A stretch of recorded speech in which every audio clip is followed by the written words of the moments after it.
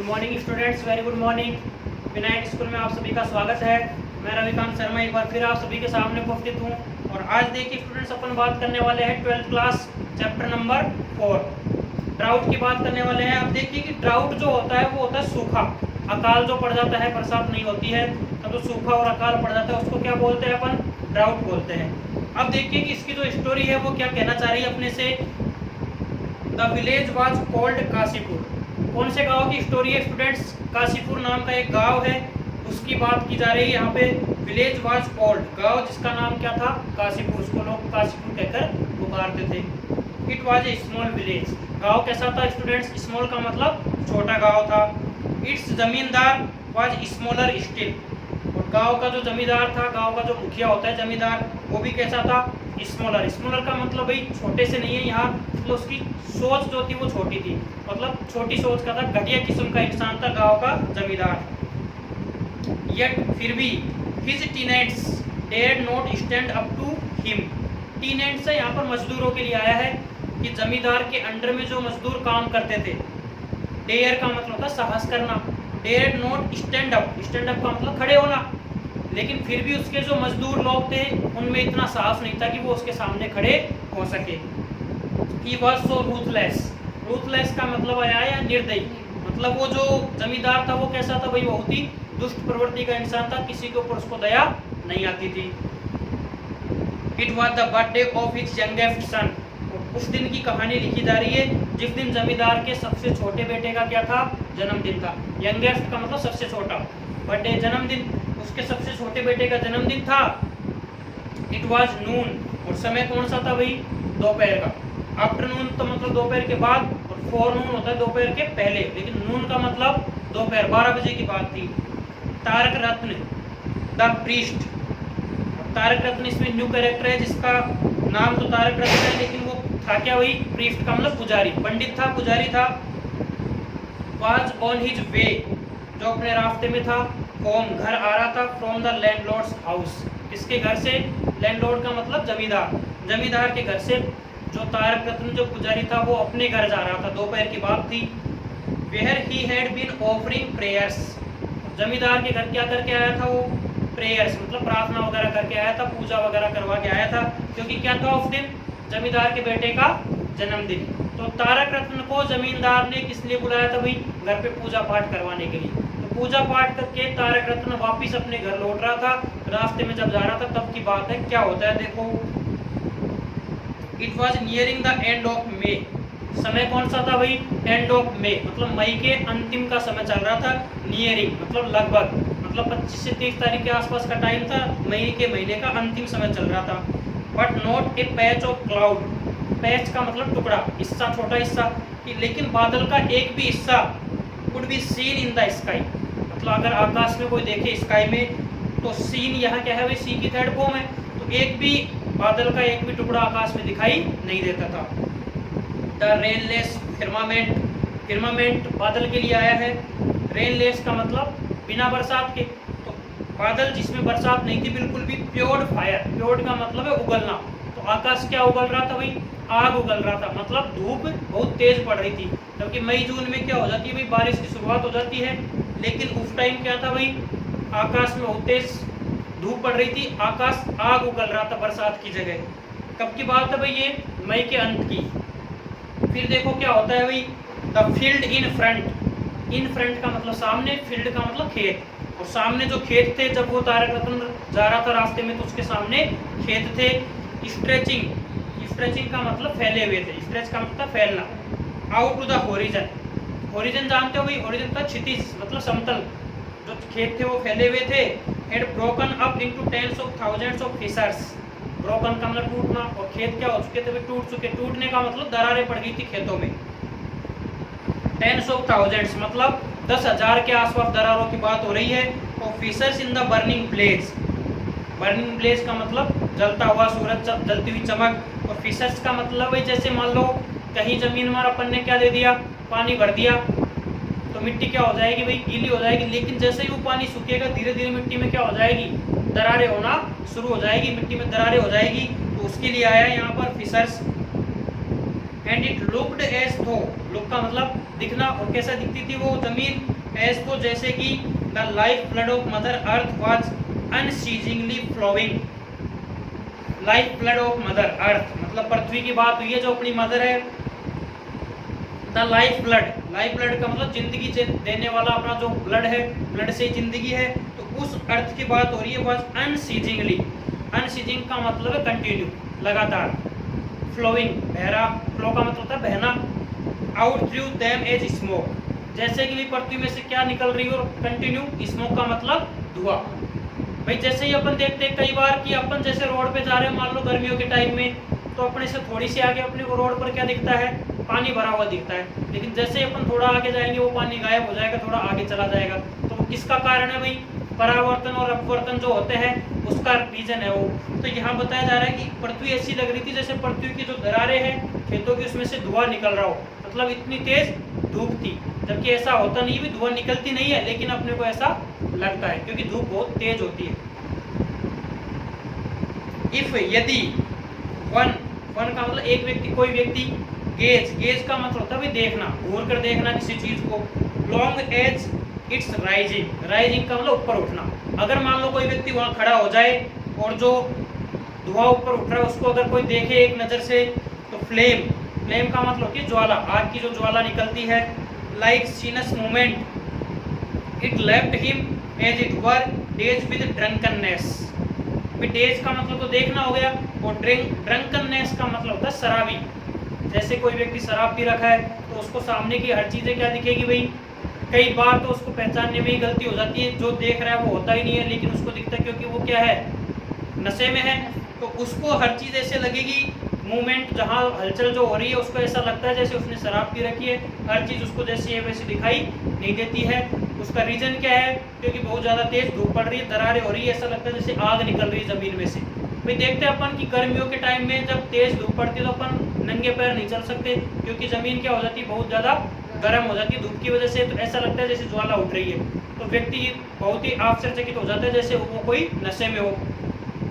तो ये सारी चीजें किसको दिख रही है भाई, तारक रत्न को, जब वो लैंडलॉर्ड के घर से जब वापिस आ रहा है पूजा पाठ करवा के, दोपहर का समय, जब वो खेतों को देख रहा है। आगे देखिए, at the end of the field, और जब खेत का क्या होता है, अंत होता है, जब खेत समाप्त होता है, बिसाइड द रोड, रोड के साइड में, बगल में, there stood the house of Gafur the weaver. क्या था भाई, वहां रोड के साइड में गफूर नाम का एक व्यक्ति, उसका घर था। तो भाई गफूर है वही इस चैप्टर का हीरो है, मतलब गफूर की स्टोरी चलेगी इस चैप्टर में कि गफूर क्या था, एक वीवर था। वीवर वैसे हिंदी में बोलते हैं वीवर को जुलाहा, लेकिन अब जुलाहा क्या होता है भाई, जुलाहा होता है जैसे कि किसी के अंडर में काम करना, कोई भी छोटा मोटा काम कर लेना, नौकरी कर लेना, या फिर कोई चमड़ी वगैरह का जो काम होता है, स्किन वगैरह का, उसको करना। मतलब जो एक क्या होता है भाई, ये जूते वगैरह बनती है, जूते बनते हैं चमड़े के, उसका काम करना जुलाहा उसको बोलते हैं, जो निम्न किस्म का काम करता है। तो गफूर कौन था भाई, एक वीवर था। उसका घर कहाँ था, रोड के बगल में। Now that the mud walls were in ruins, उसकी घर की दीवारें किसकी बनी हुई थी भाई, मड, मड होता है कीचड़, कीचड़ का मतलब मिट्टी की बनी हुई दीवारें थी। वर इन र्यून्स, र्यून का मतलब होता है खंडर, मतलब जो दीवारें थी वो क्या हो गई थी भाई, खंडर हो गई थी, मतलब दीवारें टूटने लग गई थी। द कोर्टयार्ड, कोर्टयार्ड होता है आंगन, घर का जो आंगन था, टच द पब्लिक हाईवे, घर का आंगन किसको टच करता था भाई, पब्लिक हाईवे, मतलब जहाँ से जो रोड गुजर कर जा रही थी हाईवे, उसके टच में था, क्योंकि अपन ने पढ़ा है कि उसका घर कहाँ था, रोड के बगल में, तो उसका हाईवे भी रोड को टच कर रहा था। रोड को टच क्या कर रहा था, उसका घर का कोर्टयार्ड, आंगन। एंड द इनर प्राइवेसी, और उसके घर के अंदर की, इनर का मतलब अंदर की, प्राइवेसी, प्राइवेसी क्या होती है भाई, गुप्त बातें, प्राइवेट जो बातें होती, सीक्रेट बातें, उसके घर के अंदर की जो प्राइवेसी थी, was thrown on the mercy of the passers by. Mercy होती है दया, पासर्स बाई का मतलब गुजरने वाला। मान लो कोई व्यक्ति रोड पर गुजर रहा है और उसके घर के अंदर कोई प्राइवेट बात हो रही है, तो वो आवाज कहाँ तक आती थी, रोड तक, क्योंकि उसका जो घर था, उसका आंगन रोड के बिल्कुल टच में था। तो ये वहां से गुजरने वाले की दया पर डिपेंड था कि वो चाहे तो गफूर के घर की प्राइवेट बातें सुन सकता था रुककर, उसकी मर्जी पर डिपेंड था कि वो चाहे तो सुन भी ले और दया कर दे तो उसकी बातों को सुने भी नहीं। इसका मतलब उसके घर की जो प्राइवेट बातें थी उनको वहां से गुजरने वाला व्यक्ति सुन सकता था। हे गफूर, इज एनीबडी इन, क्या कोई अंदर है? कॉल्ड आउट तारक रत्न, किसने आवाज लगाई? तारक रत्न ने। तारक रत्न उस रास्ते से जा रहा था। कहाँ से आ रहा था वो? जमींदार के घर से। पहले तो उसने खेतों को देखा और खेतों को जैसे ही एंड हुआ गफूर का घर आ गया, तो गफूर के घर के वहां जाके तारक रत्न आवाज लगा रहा है कि hey Gafur, is anybody in, क्या कोई घर के अंदर है? Standing in the shade of tree by the road side, road के बगल में क्या था भाई? एक पेड़ था। शेड होती छाया, तो उस पेड़ की छाया में स्टैंडिंग का मतलब खड़े होकर, पेड़ की छाया में तारक रत्न खड़ा हो गया और फिर आवाज लगाई कि क्या कोई अंदर है? व्हाट डू यू वांट, तुम क्या चाहते हो? Father is down with fever, पिताजी तो लेटे हुए हैं क्योंकि उनको क्या हो रहा है? फीवर हो रहा है, बुखार हो रहा है। आंसर्ड गफूर्स लिटिल डॉटर, ये बात किसने कही? गफूर की छोटी बेटी ने कही। एज 10, लगभग कितने एज थी उसकी? 10। अपीयरिंग एट द डोर, मतलब दरवाजे पर प्रकट होते हुए। फिर जैसे ही तारक रत्न ने आवाज लगाई तो निकल कर बाहर कौन आया? The daughter of Gafur, Gafur की डॉटर आई और उसने कहा कि पिताजी को तो क्या हो रहा है? बुखार हो रहा है, इसलिए वो नहीं आ सकते। इसलिए बेटी आकर कह रही है फीवर, बुखार। कॉल द स्काउंड्रल, स्काउंड्रल होता है बदमाश, बदमाश के लिए आता है। तारक रत्न साउटेड, साउटेड का मतलब चिल्लाना, तो तारक रत्न जोर से चिल्लाया कि उस बदमाश को बुलाओ, बुखार हो गया उसको। फीवर के बाद देखो एक्सक्लेमेटरी मार्क आ रहा है, मतलब आश्चर्य हो रहा है उसको सुनकर कि बुखार हो गया उसको, बुलाओ उस दुष्ट को बाहर। द नॉइस, तारक रत्न ने क्या किया? चिल्लाकर बोला, तो उसकी जो नॉइस थी, आवाज, शोर हुआ। ब्राउट गफूर आउट, और उसकी आवाज सुनकर गफूर कहाँ आ गया भाई? बाहर आ गया। ब्रिंग का मतलब क्या होता है भाई? लाना। यहाँ पे ब्राउट सेकंड फॉर्म है, मतलब उसकी आवाज गफूर को बाहर ले आई। शिवरिंग विद फीवर, शिवरिंग का मतलब कांपना। क्या लग रही थी उसके भाई? बुखार की वजह से कपकपी लग रही थी। ए बल वाज टाइड, बल आया बैल के लिए, गाय बैल जो होते हैं। वाज टाइड, टाई का मतलब बंधना, एक बैल बंधा हुआ था। कहाँ पर? To the old acacia, acacia है भाई यहाँ पे बबूल का पेड़, बबूल के पेड़ को क्या बोलते हैं अपन? अकेसिया। तो old acacia that lean against the broken wall, lean का मतलब झुका हुआ। बबूल का पेड़ कहाँ झुका हुआ था? ब्रोकन वॉल, एक टूटी हुई दीवार है, उसके सहारे बबूल का पेड़ झुका हुआ है और उसके नीचे कौन बंधा हुआ है? एक बैल बंधा हुआ है। किसका बैल है? वही वो गफूर का। What do I see there, demanded Tarak Ratna, indicating the bull, indicate का मतलब इशारा करना, तो बैल की तरफ इशारा करते हुए तारक रत्न ने डिमांड की। डिमांड का मतलब मांग करना, पूछना। तारक रत्न ने डिमांड की उससे, गफूर से, कि what do I see there, कि मैं वहाँ क्या देख रहा हूँ, क्या देखता हूँ मुझे वहाँ। जबकि क्या देख रहा है वो? बैल को देख रहा है, लेकिन बैल की तरफ इशारा करके क्या कह रहा है वो? कि मैं वहाँ क्या देखता हूँ। अब देखो वो क्या कहना चाह रहा है। डू यू रियलाइज, रियलाइज का मतलब अंदाजा लगाना, क्या तुम्हें अंदाजा भी है? That the landlord will not tolerate this, tolerate का मतलब सहन करना, लैंडलॉर्ड जमींदार, मतलब तारक रत्न गफूर से कह रहा है क्या तुम्हें इस बात का अंदाजा है कि जब जमींदार को ये बात पता लगेगी तो वो इसको सहन नहीं करेगा। अभी बात कौन सी है ये वो बता रहा है इसमें।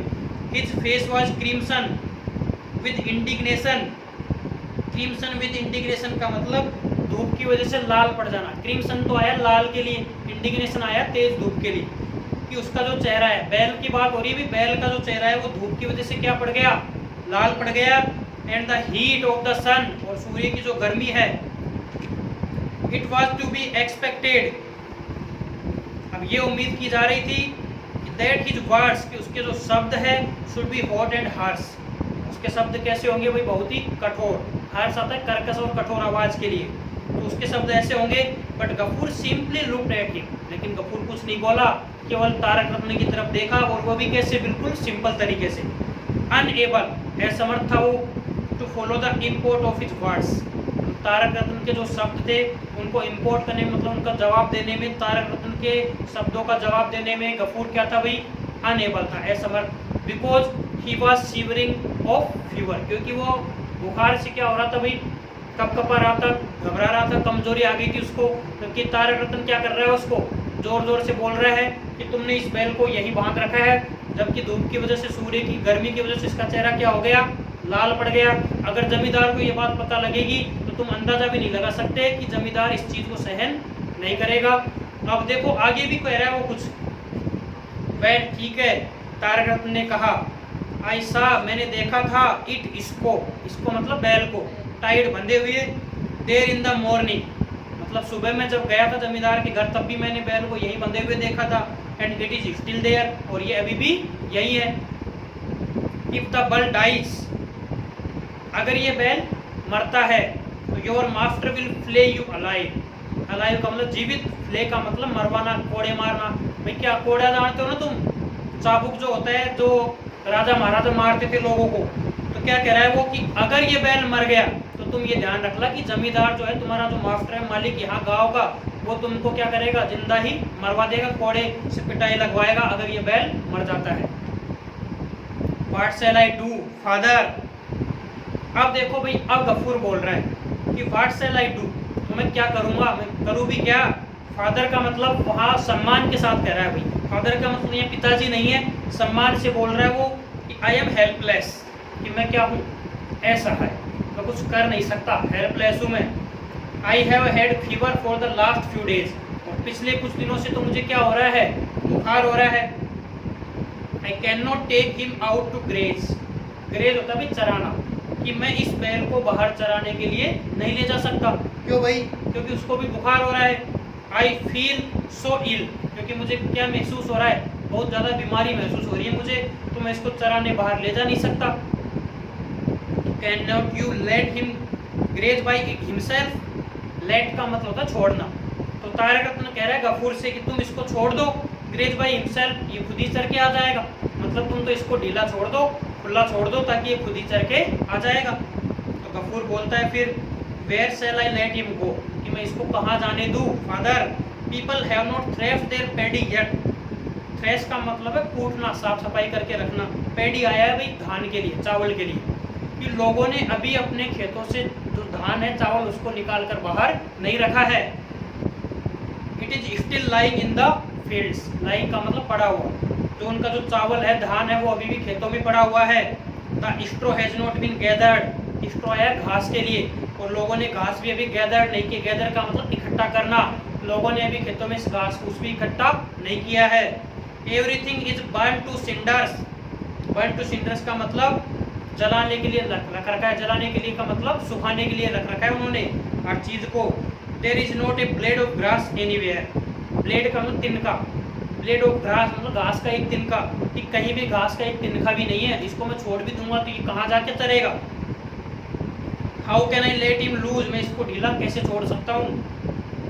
Father he might start poking his nose into somebody's paddy, कि हो सकता है कि किसी के खेत में, समबडीज पैडी किसी के धान के खेत में चले जाइए, और poking his knows, poking his knows का मतलब मुंह मारना, और अपना मुंह मारने लग जाए, मतलब खेतों में, किसी दूसरे के खेतों में ये जाके चरने लग जाए। और ईटिंग समबडीज स्ट्रो, और जाके किसी की घास खाने लग जाइए। तो इसका कहने का मतलब ये है कि तारक रत्न तो ये कह रहा है कि भाई तुम इसको चराने नहीं ले जा सकते, क्योंकि उसको तो बुखार हो रहा है, तुम ऐसे करो कि इसको ढीला छोड़ दो, ये खुद ही चर लेगा। तब गफूर क्या कह रहा है कि इसको ढीला भी मैं नहीं छोड़ सकता, क्योंकि लोगों के खेतों में भी चावल पड़े हुए हैं, घास भी उन्होंने इकट्ठी नहीं की है, तो अगर ये किसी के खेत में जाके चरने लग गया तो फिर और ज़्यादा परेशानी हो जाएगी, लोग इसको क्या करेंगे, पकड़ के बांध देंगे, मैं खेत में चरने तो देंगे नहीं। अगर लोग अपना धान इकट्ठा कर लेते, घास इकट्ठी कर लेते, तब मैं इसको छोड़ देता, तब ये कहीं भी चर लेता, लेकिन अभी तो लोगों के खेत में घास फूस भी पड़ा है, और जो फसल है धान वगैरह वो भी पड़ा है, तो मैं इसको ढीला भी नहीं छोड़ सकता। तो करूँ तो क्या करूँ मैं, क्योंकि उसने पहले ही कह दिया कि आई एम हेल्पलेस, मैं असहाय हूँ, मैं कुछ कर नहीं सकता। तो तारक रत्न ने सॉफ्टेंड ए लिटिल, भाई तारक रत्न शुरू में तो क्या था, साउटेड, चिल्ला रहा था वो, लेकिन अब उसकी बात सुनकर तारक रत्न क्या हो गया, भाई थोड़ा सॉफ्ट हो गया, थोड़ा विनम्र हो गया, और कह रहा है कि but you can at least tie him, at least का मतलब कम से कम तुम इसको टाई का मतलब बांधना, बांध तो सकते हो इन द शेड, शेड का मतलब छाया, कि कम से कम तुम इसको कहीं छाया में तो बांध सकते हो। समवेयर, किसी ऐसी जगह, एंड गिव हिम, और इसको दे दो, ए बंडल ऑफ स्ट्रो, और टू मंच, मंच होता है भाई जुगाली करना, कभी भी देखना कि जो पशु होते हैं उनका मुंह हमेशा चलता रहता है, उसको बोलते हैं जुगाली करना।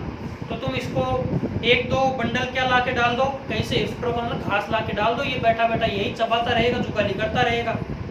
Has not your daughter cooked rice, cook का मतलब पकाना, क्या तुम्हारी बेटी ने आज चावल नहीं पकाए। Why not give him tub of boiled rice water, तो तुम इसे पके हुए चावलों के बाद जो पानी होता है उसको टब में भरकर लाकर क्यों नहीं पिला देते। कोई देखिए कि सर चावल पकाने के बाद पानी तो बचता ही नहीं है। कोई देखिए कि अब यहाँ तो क्या होता है, सिटी में तो कुकर में पकाते हैं चावल, तो पानी जो है वो वही मिक्स हो जाता है, लेकिन गांव में अभी भी जहाँ पर कुकर नहीं है वो किसी में बनाएंगे हुई और किसी बर्तन में, तो पानी इतना डालते हैं उसमें कि चावल पक जाते हैं, लेकिन फिर भी पानी रहता है। फिर क्या करते हैं वो जो अपनी चाल नहीं होती है छानने की, उससे उनको करते हैं तो पानी अलग हो जाता है और चावल अलग रह जाते हैं, तो पानी बच गया। तो गफूर से वो यही कह रहा है तारक रत्न ने कि तुम्हारी बेटी ने जो चावल पकाया है ना, उसमें से जो पानी बचा है वही कम से कम इसको लाके पिला दो। लेट हिम ड्रिंक इट, इसको पी लेने दो, बेटी ने जो चावल पकाया उसका पानी दे दो लाके, इसको पी लेने दो। गफूर मेड नो रिप्लाई, लेकिन गफूर ने तारक रत्न की बात का कोई रिप्लाई नहीं दिया। He looked, वह देखने लगा हेल्पलेसली, असहाय होकर, एट तारक रत्न की तरफ। A deep sigh escaped him, Sai का मतलब होता है श्वास लेना, वो गहरा श्वास लिया उसने, और escape him, escape का मतलब होता है बचाना, और उसने अपने आप को बचाया। I see, you have not even got that much, I see मैं देखता हूँ कि you have not even got that much, कि तुम्हारे पास शायद ज़्यादा चीज़ें नहीं है, तुमने ज़्यादा चीज़ें प्राप्त नहीं की है। got प्राप्त करना, much का मतलब ज़्यादा। What have you done, तुमने क्या किया with your share of straw, Tarak रत्न गफूर से पूछ रहा है कि तुम्हारा जो हिस्सा था share of straw, घास का जो हिस्सा मिला होगा ना, तुमको भी तो घास मिली होगी। What have you done, तुमने उसका क्या किया। I suppose, मैं तो ये सपोज करता हूँ, मानता हूँ, you have gone, कि तुम गए होंगे, एंड सोल्ड इट, और उस घास को बेच दिया होगा, टू सेटिस्फाई योर बेली, बेली आता है पेट के लिए, और अपने पेट को सेटिस्फाई करने के लिए। मतलब तारक रत्न गफूर से ये कह रहा है कि भाई तुम्हारे घर में खाने पीने को कुछ बचा नहीं होगा, तो तुमने घास को बेच दिया होगा, और जो पैसे आए उनसे अपना पेट भर लिया होगा, इसलिए तुम्हारे पास इस बैल के लिए घास नहीं बची है। Not saved even one bundle for the बल, तुमने इस बैल के लिए बेचारे के लिए एक बंडल घास भी नहीं बचाई। How careless you are, careless का निर्दयी, तुम कितने निर्दयी हो, जो बेचारे बैल के लिए तुमने एक बंडल घास भी नहीं बचाई, अपना पेट भरने के लिए तुमने घास को बेच दिया। At this cruel accusation Gafur seem to lose the power of speech. Accusation का मतलब उल्टा सीधा बोलना, तो भाई अब तारक रत्न क्या कर रहा था, उसको निर्दयता से उल्टा सीधा सुनाया जा रहा था जब से आया था, तब से। तो गफूर क्या लगा भाई, seem to lose the power of speech, Gafur ने भी अपना जो बोलने की पावर ऑफ स्पीच थी वो खो दी, मतलब अब वो ज़्यादा सहन नहीं कर सकता था, अब वो ज़्यादा देर चुप नहीं रह सकता था। कहाँ तक सुनेगा भाई उसके बाद, तो अब गफूर बोलेगा, दिस ईयर, इस वर्ष, I was to have received my share of straw, कि मुझे मेरी जो घास का जो हिस्सा था, हैव रिसीव्ड, वो मुझे प्राप्त होने वाला था। गफूर ने कहा स्लोली, धीरे से, after a moment of hesitation, hesitation होता है हिचकिचाना, तो कुछ पल के लिए तो वो हिचकिचाया, हड़बड़ाया, लेकिन फिर गफूर बोला इस साल मुझे मेरी घास का हिस्सा प्राप्त होने वाला था, इसका मतलब हुआ नहीं था। बट लेकिन the master kept it all, लेकिन मास्टर ने मतलब मालिक ने उस घास के हिस्से को पूरे को रख लिया। On account of my last years rent, account of का मतलब कारण, किस कारण से रख लिया भाई, माई लास्ट ईयर्स रेंट, क्योंकि मैंने पिछले साल का जो लगान था, किराया था, वो नहीं चुकाया, इसलिए इस साल उन्होंने मेरी घास का हिस्सा दिया ही नहीं, मुझे खुद ने ही रख लिया, कहाँ से इसको मैं घास खिलाऊं। Sir you are overlord, sir तुम हमारे भगवान हो, एंड मास्टर और मालिक भी हो। आई इम्प्लोर्ड, इम्प्लोर्ड का मतलब यातना करना, विनती करना, मैंने उनसे विनती भी की। फेलिंग एट हिज फीट, मैं उनके पैरों में गिर भी गया, उनसे विनती भी की। Where am I to go, मैं कहाँ जाऊँगा, if I leave your domain, domain आया भी किंगडम, राज्य के लिए। तो वो गफूर अब तारक रत्न से कह रहा है कि मैंने मालिक से विनती भी की पैरों में गिर के, कि अगर मैं तुम्हारा राज्य छोड़ देता हूँ तो मैं कहाँ जाऊँगा, मेरे पास तो कुछ है ही नहीं। Let me have at least a little straw, मुझे थोड़ी बहुत घास तो दे दो। There is no straw on my roof, मेरे घर की जो छत है उस पर भी घास नहीं है। And we have only one hut, और हमारे केवल एक झोपड़ी है, in which two father and daughter live, जिसमें हम दोनों रहते हैं, पिता और बेटी। ये बात गफूर ने किससे की? अपने मालिक से, जब उसने घास नहीं दी। और अब ये बात वो किसको बता रहा है? तारक रत्न को, कि we shall patch the roof with palm leaves, चलो हम जो घर की छत है उसको तो किससे ढक लेंगे? Palm leaves. पाम होता है भाई ताड़ का पेड़, ताड़ जानते हो क्या? बांस वगैरह जो होते हैं, ताड़ का भी एक ऐसे पेड़ होता है, उसकी पत्तियों से हम छत को ढक लेंगे। And manage this rainy weather, बरसात मान लो आती है, वैसे तो बरसात क्या है, आ ही नहीं रही गाँव में, लेकिन बरसात का जो सीजन जब भी आता है तो हम मैनेज कर लेंगे कैसे भी, समहाउ का मतलब कैसे भी। But what will happen to our Mahesh without food, लेकिन हमारे महेश का क्या होगा बिना भोजन के? इसका मतलब महेश कौन है भाई? बैल। बैल का नाम क्या है? महेश है।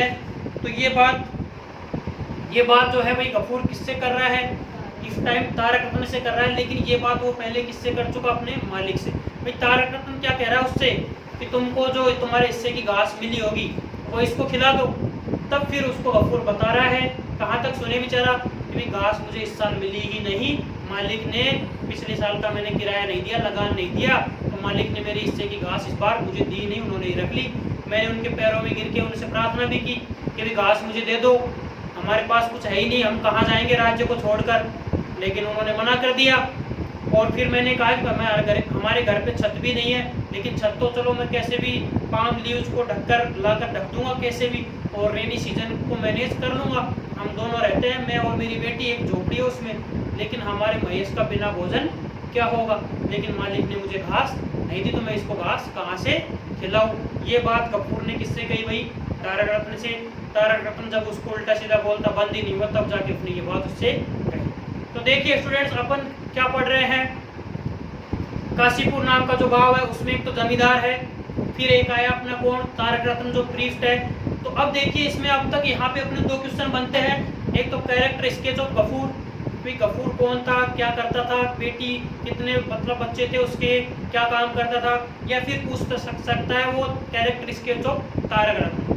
Tarak Ratna was a priest, कौन था भाई? प्रीस्ट था, कैसा व्यक्ति था वो? रूथलेस निर्दयी व्यक्ति था। तो ये इसमें से क्वेश्चन अभी तक दो ही बनते हैं। तारक रत्न कौन था, उसका कैरेक्टर स्केच, गफूर का कैरेक्टर स्केच। आगे जाके इसमें और भी क्वेश्चन बनेंगे। आज के वीडियो में सिर्फ इतना ही। Thanks for watching this video.